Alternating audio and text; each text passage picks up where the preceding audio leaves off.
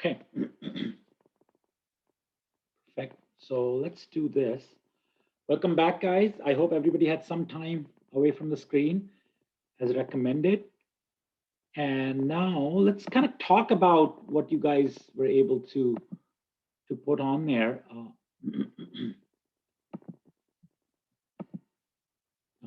For the response. I don't know if you guys had it.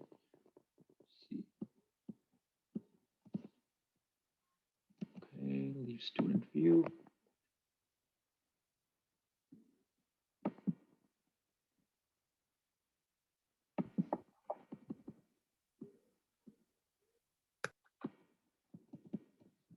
Okay, so what do you think? I know some of you have already submitted. So anybody's feeling brave enough to share what they thought? Maybe raise your hand and I can call out some names.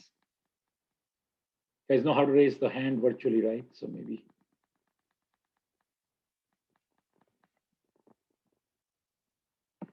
Okay, Simon, go ahead. So from what I read, it seems like, or at least a little bit beyond the paragraph up above or below, it says that a lot of the crash leading the last failure was attributed to humans, and I guess with connected vehicles, it kind of gives a way to kind of directly address the source, which is the human factor. And I guess a connected vehicles can kind of reduce the greatest cause of the accidents. Okay, that's good. Anybody else wants to chime in? Oh, I can Jordan. chime in. Oh. Let me hear from Jordan. Just raise your hand and then I'll call him. So Jordan, go ahead, and then William. Sure, yeah. So adding to what Simon said, I thought that potentially, I mean, this isn't a huge thing, but potentially it would increase the sort of ratio of vehicle critical reasons, just because the vehicles are sort of taking over the role of driver. And since driver critical reasons are probably going to drastically decrease, I think that any vehicle problem, like attributed to the connection or whatever, could possibly happen. Okay, that makes sense. William, go ahead.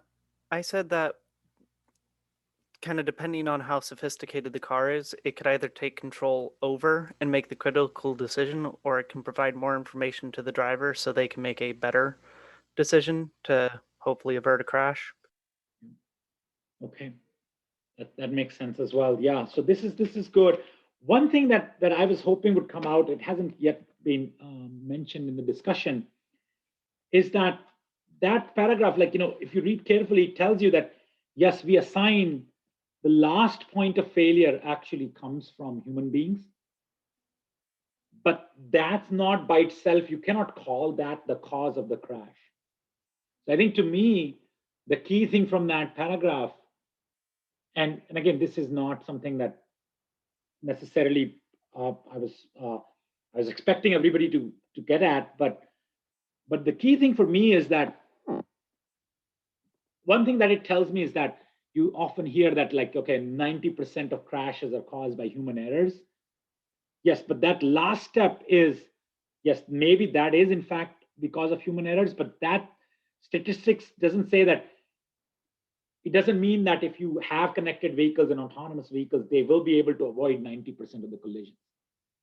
Yes, the 90% number comes from the fact that, yes, the last minute, human error was responsible for the crash, but the cause of crash actually may have been inherent in the design, may have been some. So the bottom line from this discussion to me is that traffic engineers and safety professionals have to understand that these connected and autonomous vehicles are not going to bail us out. We still have to do good roadway design, right? Because what this says here, if you look carefully to the thing that we had encircled, let me go back to that real quick.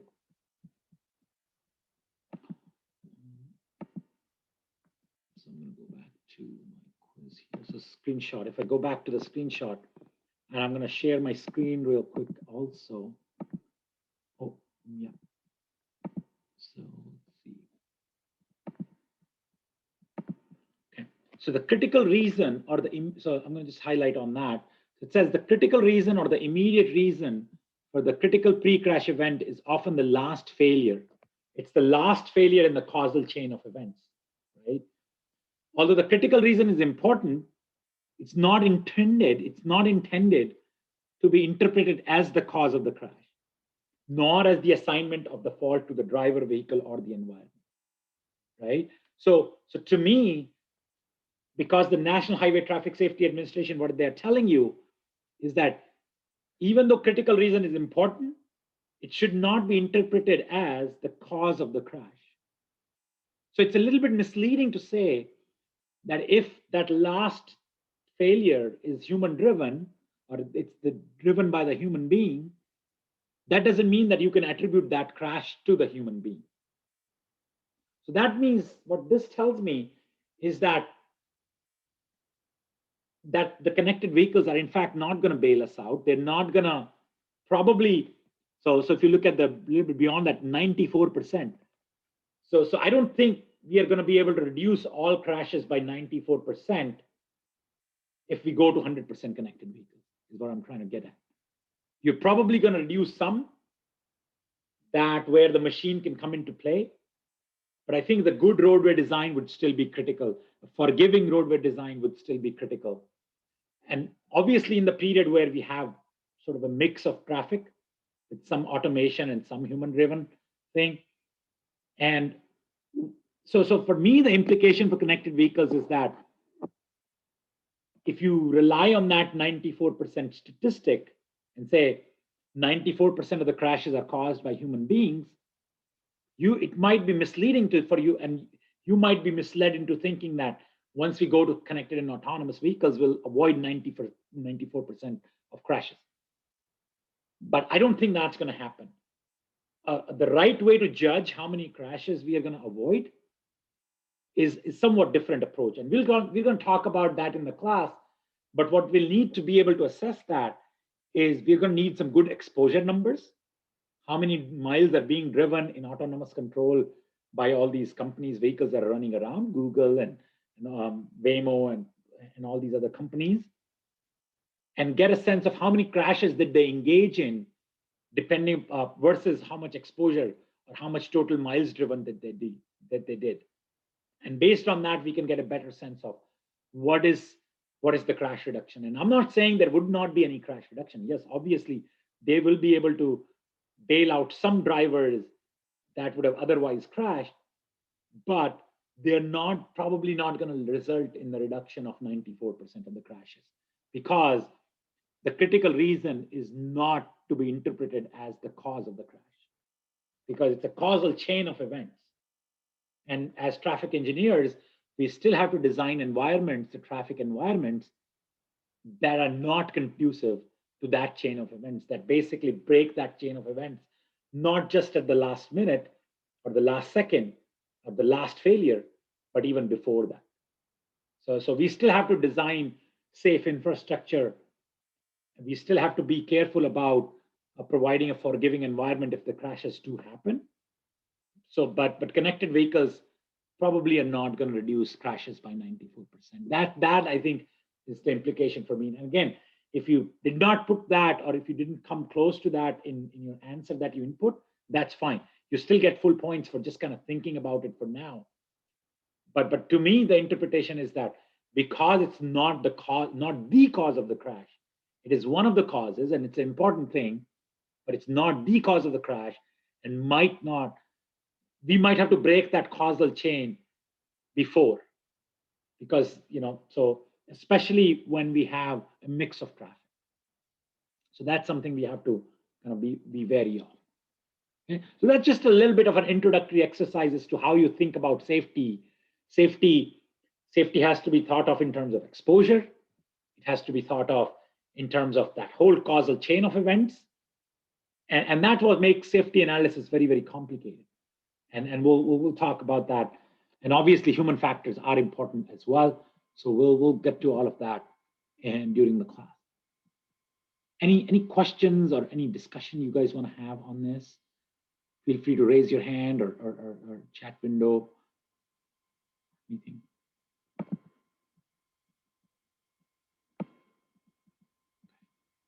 So not hearing any questions or anything, so that's good. So next thing I want to do is go back to sharing my screen on the syllabus, because syllabus, so this is the last thing sort of what we're doing. And this is what we are going to start in the next class, is the human factor consideration for safety guideline.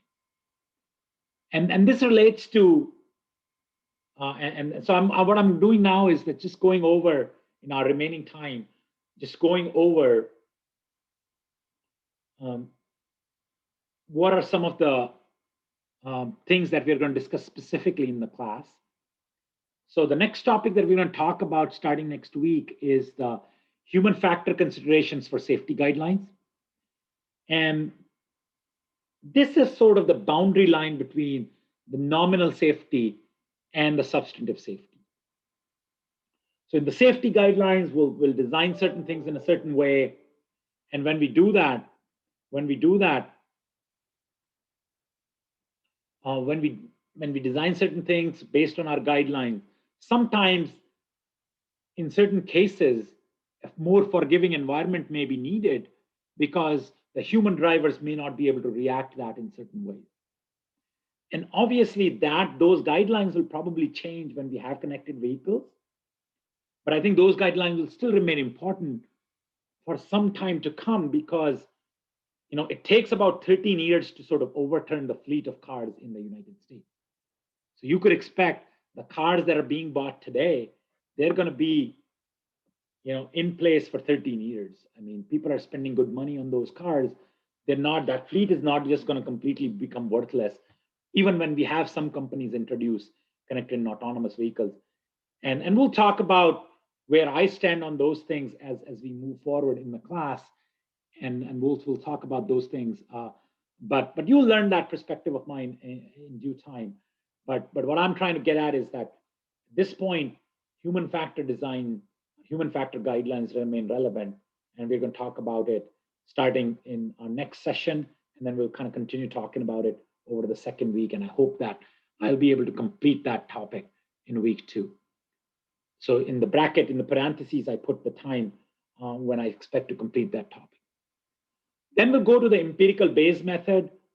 And this is about having a more statistically robust procedure to figure out whether any roadway changes that we made as traffic engineers,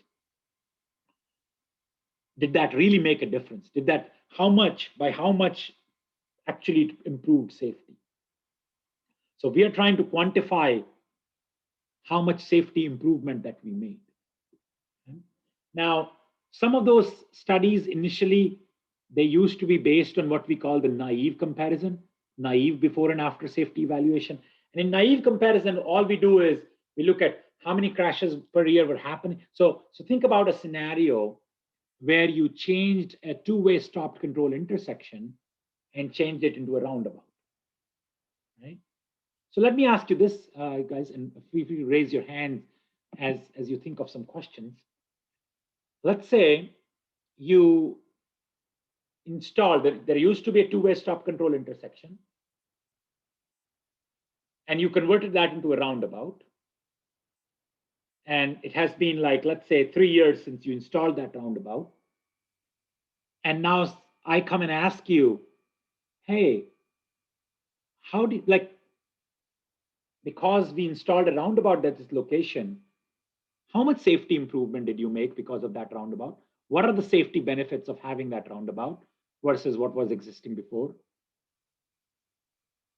What would you look at? And this is a question for you, and I expect you, some of you at least, to raise your hands and try to answer that question. How do you expect for anybody to be able to say, what are the safety benefits of having a roundabout versus what existed before? How would you go about estimating those things? So please go ahead and raise your hands if you have some thoughts on that. How would I estimate the safety benefits of having a roundabout that I just recently installed 2-3 years ago, and now I want to see how many crashes did that roundabout reduce? Okay, so I hear some things here on chat window. Let's see. Okay, so I hear crash modification factor. Okay, so that's something that's good. Yeah, that's good to know. Some of you are aware of that. So any thoughts, especially somebody who has not taken maybe a transportation economics class or something? So, and you can either respond to the whole class or to me privately. How would you go about figuring out the safety benefits?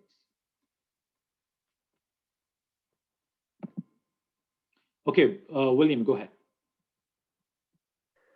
ahead. If the roundabout's already been installed, you could possibly just look at the current crash records and compare them to previous crash records before the roundabout was placed. Right, that's good. Anybody else wants to take? Yeah, this is good. Okay, if you agreed, if you heard what William said and you agree with it, Brian, go ahead. One thing that might also help too is if you have some sort of volume measure for traffic, and you can assign based on the exposure of vehicle miles traveled through the intersection. Yeah, that's a great point. So obviously, so you look at before and after what was happening, how many crashes were happening before and how many crashes were happening after.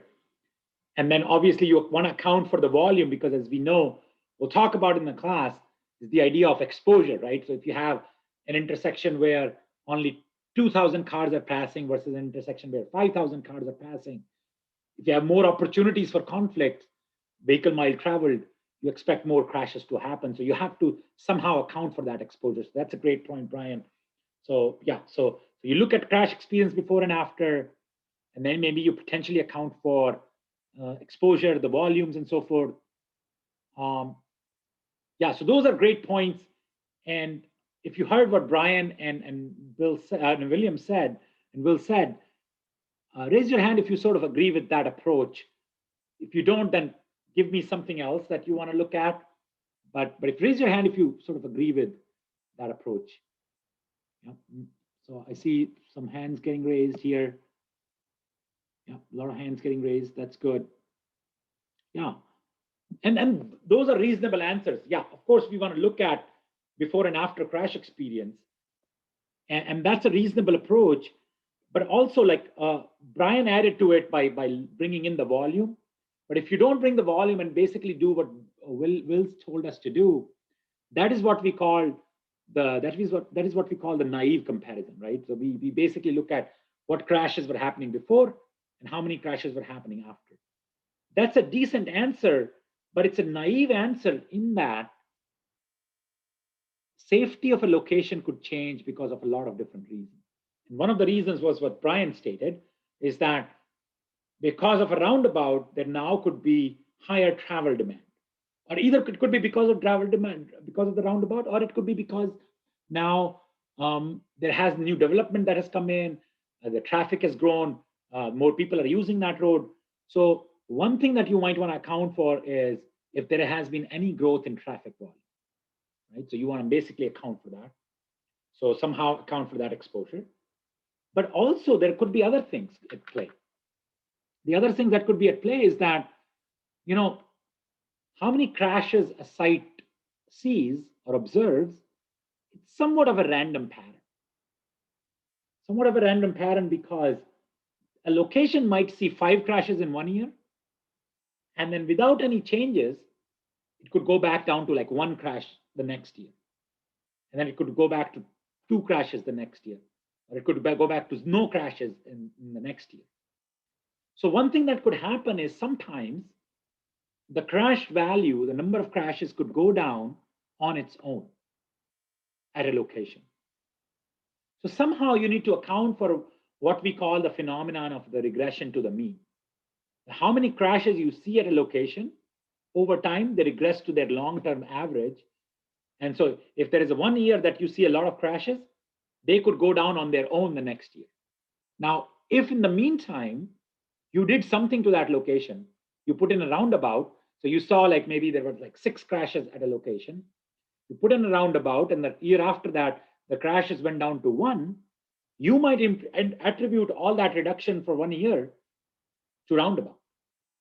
But where the fact is that that number of crashes would have gone down to 1 anyway, right? So to be able to differentiate what crashes are basically randomly getting reduced because there was just 1 bad year that happened versus what is actually a long-term harm reduction that you've done by installing a roundabout, you need some statistically sound methodologies to be able to tease out those differences. So you need to account for traffic volume, you need to be accounting for these regression to the mean phenomenon, and you need to account for other changes that might have occurred. And that's where that empirical Bayes methodology comes in. And this methodology is basically what is recommended by the Highway Safety Manual. And this is something that you have to do if as an agency you're applying for a Caltrans grant, you need to be able to provide them with, and that's where the crash modification factors and all that comes in. They're estimated using the empirical Bayes method as well. And you need to account for all those things when you're writing a safety improvement grant for an agency. And you need to be able to account for how much crash reduction, a realistic estimate of crash reduction that you're expecting. And that comes from this type of empirical Bayes method that we're going to talk about. Okay? Then the empirical Bayes method rely on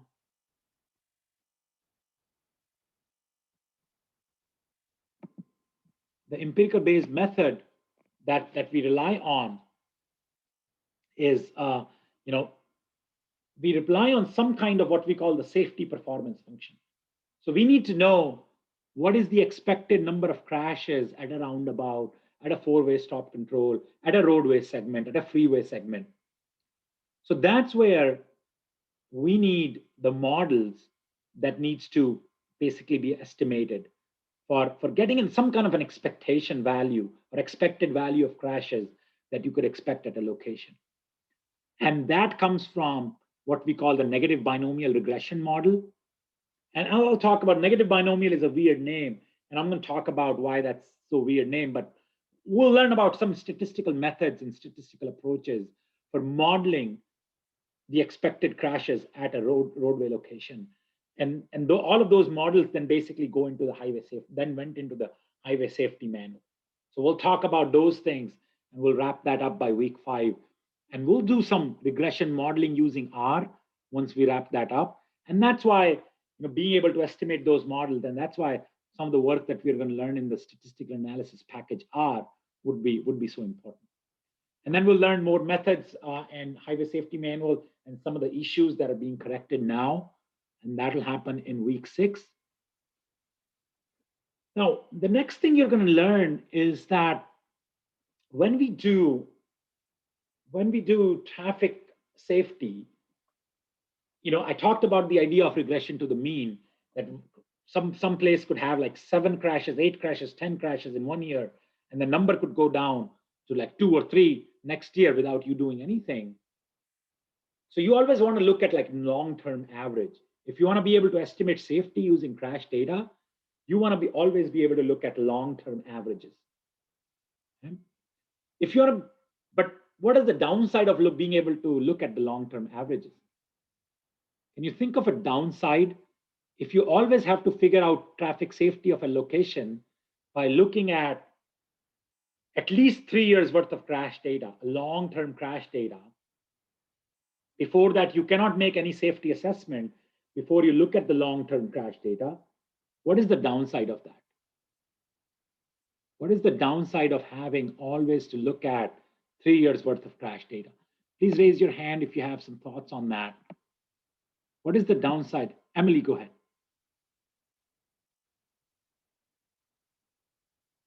Emily, you want to go ahead? Yeah, sorry, could you repeat the question real quick?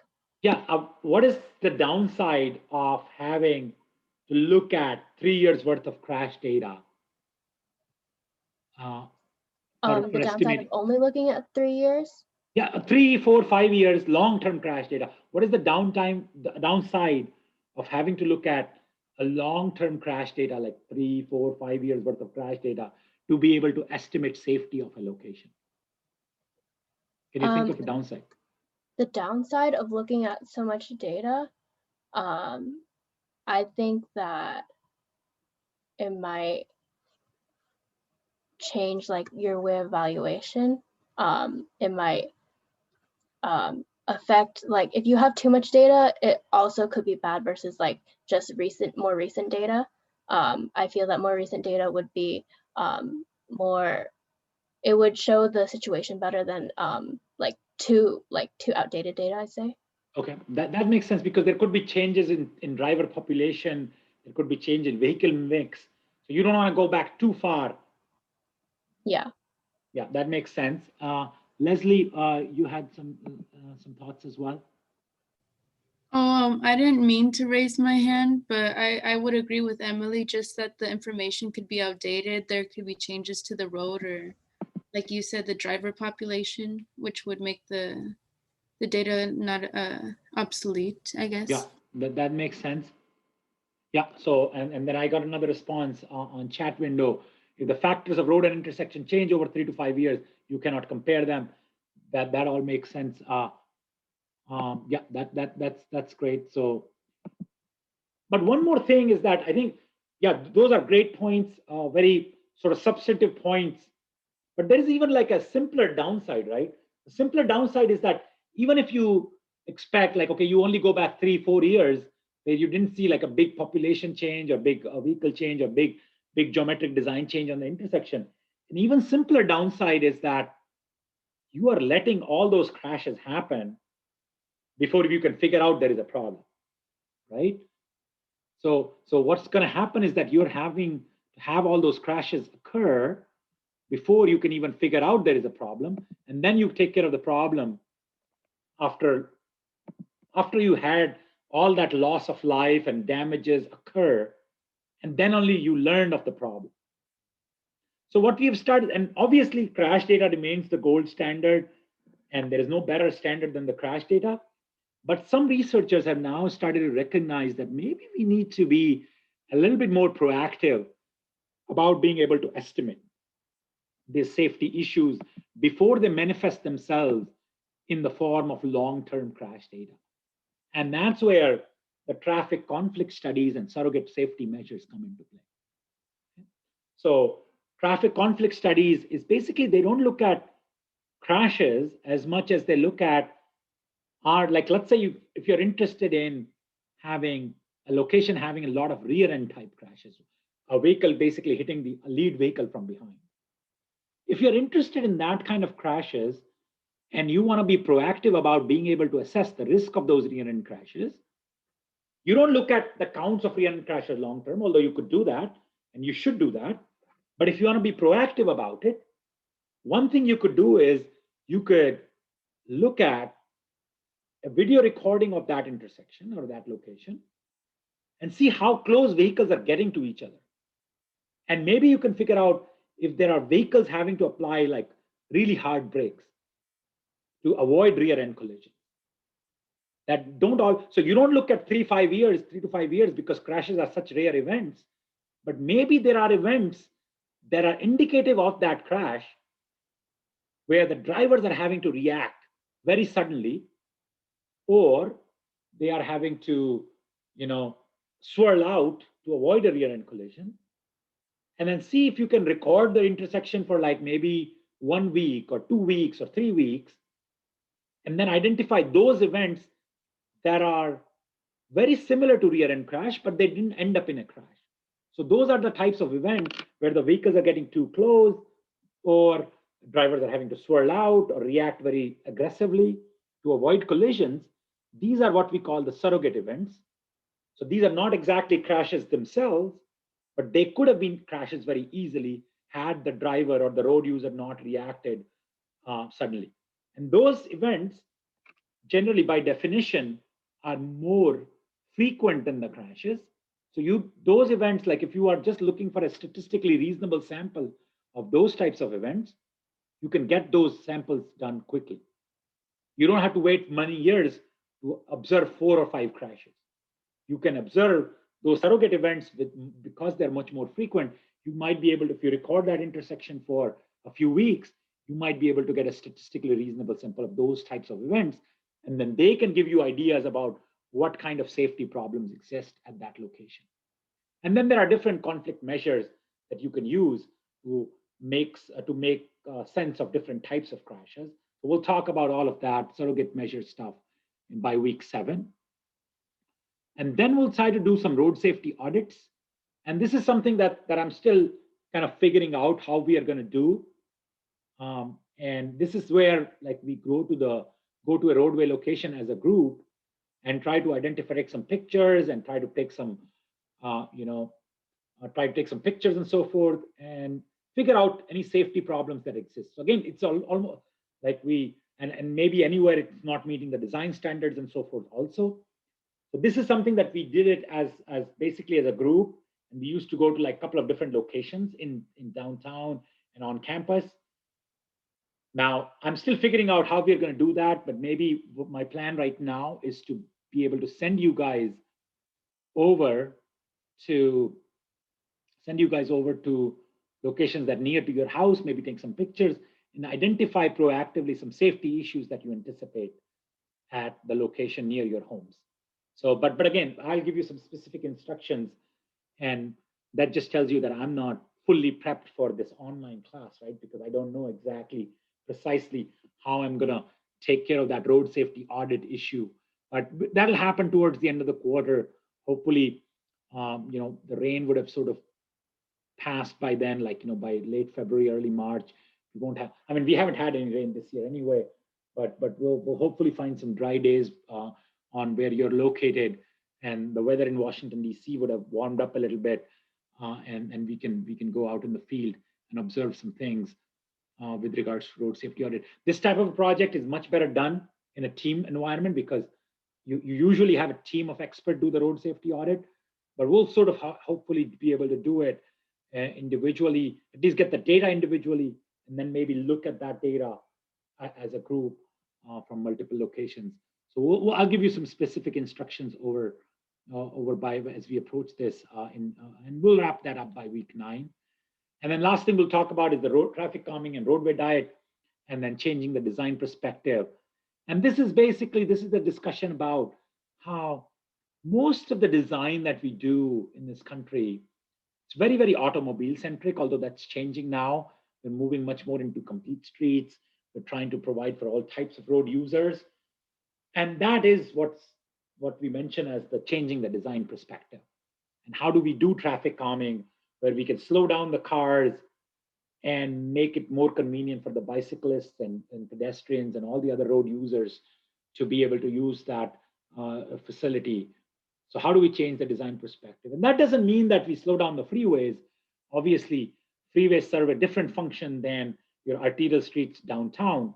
So, but maybe the downtown streets don't have to have a 30, 40 miles per hour speed limit. Maybe they could function at a lower speed limit and make the street safe for everybody. And whereas on the freeway, and one of the controversial opinions that I hold in traffic safety community, a hot take, if you will, is that I think in some cases, the speed limits that we have on freeways that are too low, I think we can afford to increase speed limits on a lot of freeway segments that we have in this country. And that's one thing that I admire about Texas, because I know Texas has some speed limits that are 80 miles an hour. And I don't think that's a bad thing. I think we could certainly afford to have bumping up our speed limits in certain locations. But on the flip side of that is that a lot of our arterial speed limits in our urban areas are too high. I think we have arterials that are 40 miles per hour speed limits that we absolutely should not have urban streets where we expect and where we want the bicyclists to be present, where we want pedestrians to be present. We must not have speed limits that high.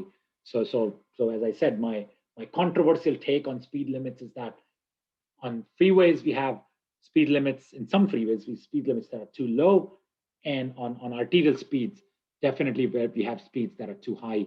So I think changing the design perspective, and I tend to be much more vocal about lowering the speed limit on the arterial side. I tend not to be as vocal because I guess you could call me a coward in some ways, but I'm not as vocal about increasing the speed limits on freeways, but I'm certainly very much vocal about lowering the speed limit on arterial streets, because I think that is what we need to change the speed limits. So I don't know if you lost connections for a little bit, but we'll talk about we'll end the class by talking about changing the design's perspective, where we try to create an environment. And again, when I say lowering the speed limit, I don't just mean the numbers, and that's another pet peeve of mine. Yes, we need to lower the speed limit, but not just the speed limit, that board that we put on there. What we need to do actually is change the whole design of the streets. So the drivers are not encouraged to speed, because I don't think just lowering the speed limit would do the trick. In fact, that might bring its own problems, because then how do you, if you still have these 12 feet wide lanes and you still have these 4 lanes, 2 lanes of traffic in each direction and these wide lanes, and you just lower the speed limit, that's a problem, because then you're basically relying on enforcement, and the inequity of enforcement is another issue, and enforcement will never ever just be enough by itself. So what we need to do is we need to basically think about, how do we narrow the lane? How do we provide the markings on the street? How do we provide separation between different types of traffic? We need to actually change the whole roadway design if we want to be able to reduce the speeds, because goal is not just to change the speed limit, but actually bring the speed down on those urban arterials. So we'll talk about that. So this is something that I want you to carry beyond this class. So we'll talk about that at the end of the class. And then the other thing we're going to do in this class is that I'm going to have some of you guys tell me what additional, because we will have some slack when we cover these topics.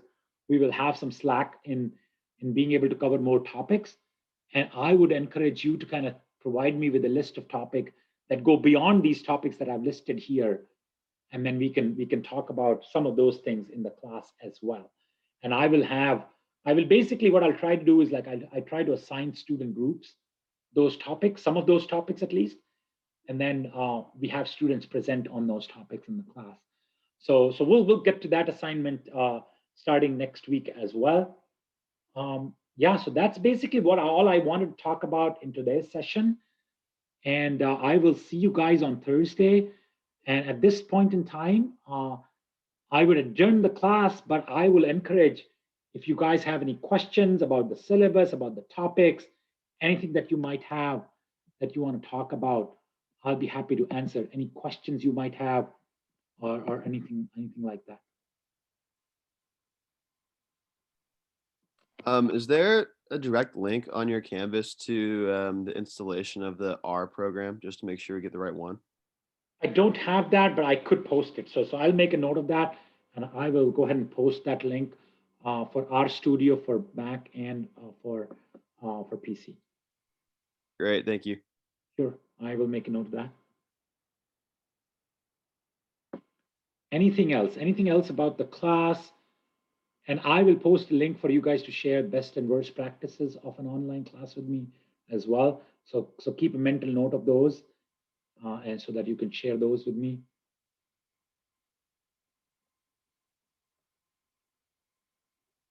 Okay. Perfect. There are no more questions, then we can go ahead and adjourn for the day. If you want to talk to me, you're going to stick around, that's fine. I'll stick around for a few more minutes. I'll go from there. But I will go ahead and stop recording if there are no substantive questions. If there are, I'm happy to stick around as well.